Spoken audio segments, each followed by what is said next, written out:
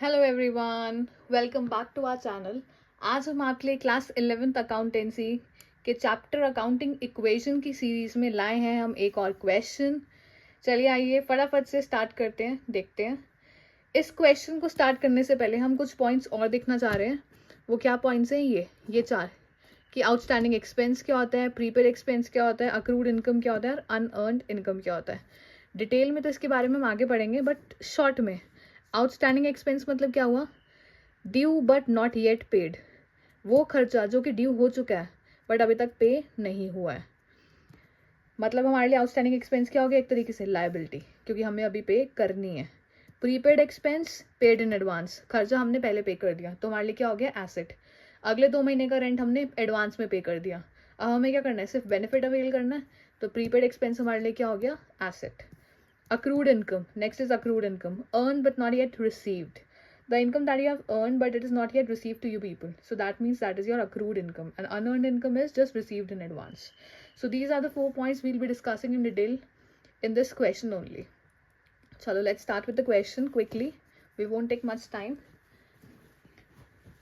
So the first transaction is started business with cash, rupees 1 lakh.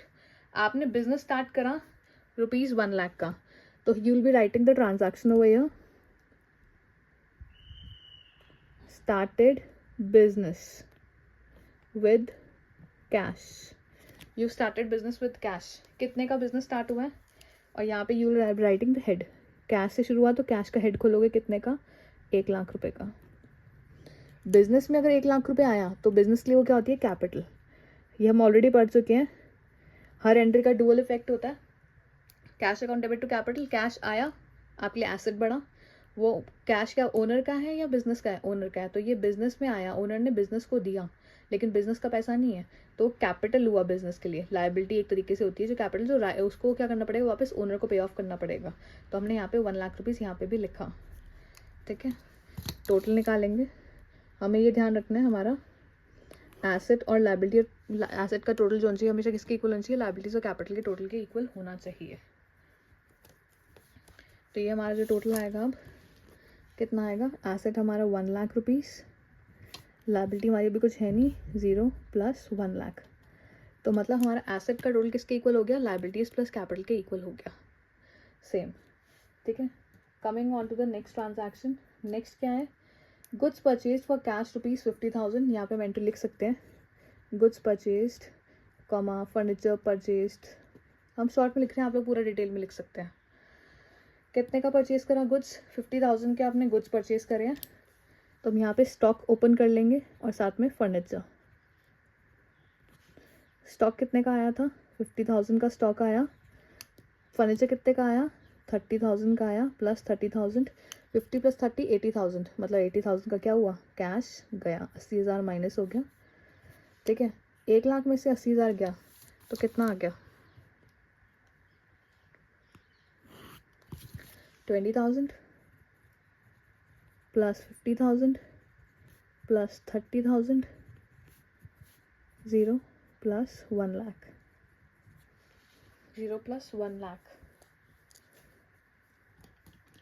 Next third entry, rent paid rupees 8,000 and payable rupees 4,000। यहाँ से शुरू हुए हमारे important questions third entry से।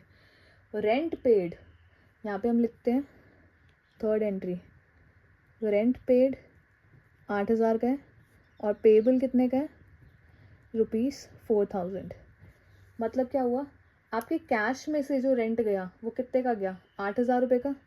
तो 8,000 रुपये का कैश तो गया, ठीक है। लेकिन पेबल क्या है? पेबल मतलब क्या हुआ? आउटस्टैंडिंग एक्सपेंस जो अभी तक आपने पे नहीं करा। तो यहाँ पे हम आउटस्टैंडिंग एक्सपेंस का हेड खोलेंगे, क्योंकि लाइबिलिटीज़ में कितने रुपए का? 4,000। ये अभी पे करना है, पे नहीं करा है। एक चीज़ याद रखना, 8,000 रुपये का पे कर चुके हो, 4,000 का पे नहीं करा, टोटल कितना हुआ? 12,000 का हुआ। इस साल का जो पेबल अमाउंट टोटल था वो कितना था? 12,000।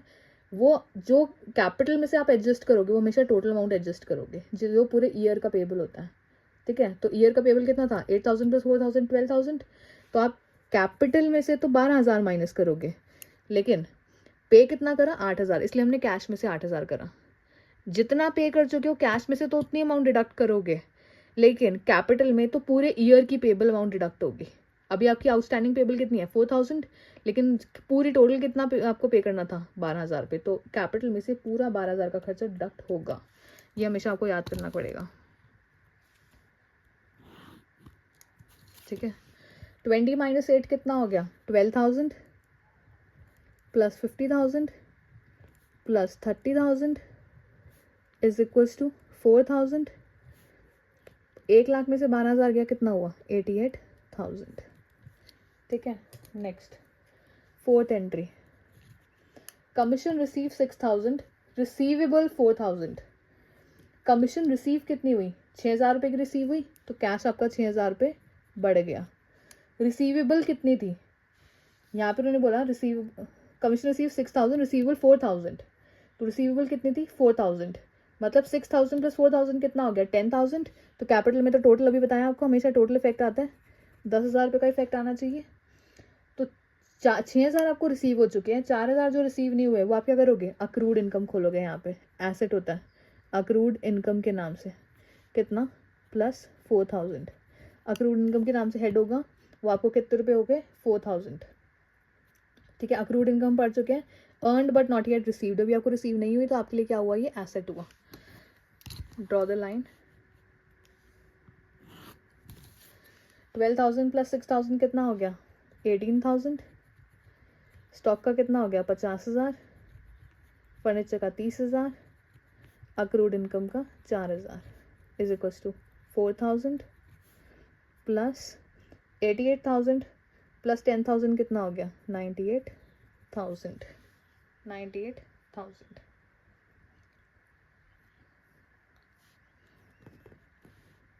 that's it. Next entry, coming on to the fifth entry, rent for the month is rupees 500 and rent paid is 8,000। महीने का रेंट कितना है 500 रुपये, रेंट जो आपने पे करा है वो कितना है 8,000 रुपये। तो पहले जितना पे करा है वो तो हम कैश में से माइनस कर देंगे, रेंट वाली एंट्री आप पूरी लिख लोगे यहाँ पे, ठीक है। जितना आपने पे करा है, कितना 8,000 रुपये आपने पे करा है, तो 8,000 रुपये आप कहाँ पे शो करोगे, यहाँ पे कैश में से आप 8,000 रुपये माइनस कर दोगे, 18 में से 8 गया 10 आ गया, ठीक है। दूसरी चीज़ क्या कही उन्होंने, month rent for the month कितना है, अगर उन्होंने मान लो मंथली रेंट आपको जो गिवन है वो कितना गिवन है 500 रुपये का, तो ईयरली कितना हो गया 500 इंटू 12 कितना हो गया ₹6,000, ठीक है। कितने का हो गया 6,000 रुपये का रेंट हो गया।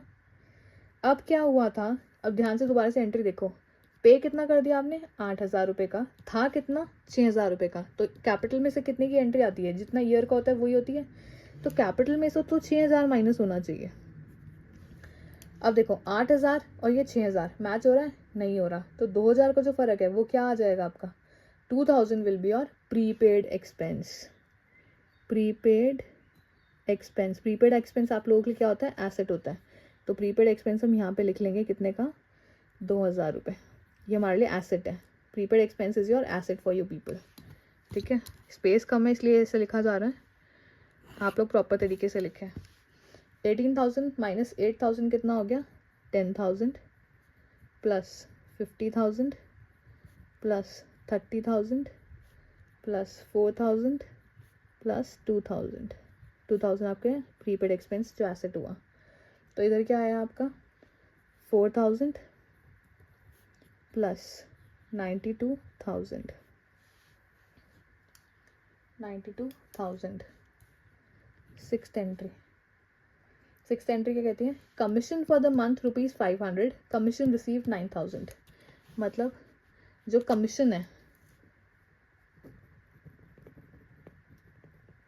कमीशन फॉर द मंथ एक महीने की अगर 500 रुपये है, 12 महीने की मल्टीप्लाई कर दूंगी तो कितनी आ गई 6,000 रुपये।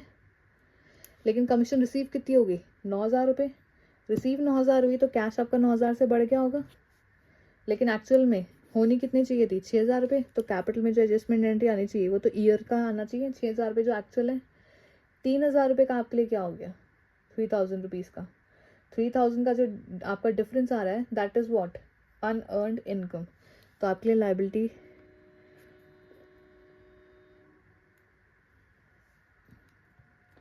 एक second, commission for the month आपका 500 है, कमीशन रिसीव हुआ आपका 9000 रुपीज़ का, 9000 रुपीज़ का आपको रिसीव हो गया, मिलना कितना चाहिए था 6000, तो 3000 का एडजस्टमेंट एंट्री हम यहाँ पे अलग से शो कर सकते हैं, यहाँ स्पेस नहीं है थोड़ा सा, हम यहाँ पे लिख रहे हैं 3000 रुपीज़, ठीक है। That 3000 is your unearned income, that is your unearned income, that is your income received in advance.